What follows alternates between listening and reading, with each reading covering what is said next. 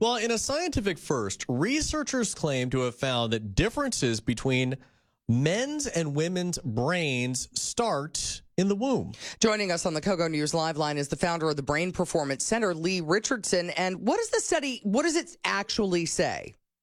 Well, what the study actually says is that the girl and boys respond differently in the womb to different things.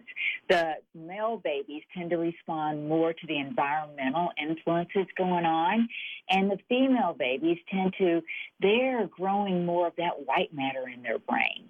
And the white matter, that's like the subway in the brain. It connects everything. So when they come out, they may be a little bit more aware of and connecting in a different way. Okay, all right. So if it starts there, then what about when you're a baby, toddler, about social influences after that? Does that have anything to do with it? Well, it's interesting because I also read a study about monkeys, and they took 3-month-old baby boy monkeys and baby girl monkeys and put them in the same cage. They put some stuffed animals down, and they put some little cars down with wheels. And the boy monkeys went for the things that had the wheels, and the girl monkeys went for the soft, cuddly things. So that's pretty basic, but I think that shows that our social, what we're looking for and what we gravitate towards, it's there right from the very beginning. There are a lot of people, though, who would be maybe even offended by a study that would say that there are differences in the way that boys' brains and girls' brains develop in the womb. But really, if you think about it biologically, doesn't that make sense? Absolutely. And, I think where the confusion is, we know the male brain is different from the female brain. Structurally, it's different. The way the blood flow is different. The chemicals are different. The female brain has more white matter. The male brain has more gray matter.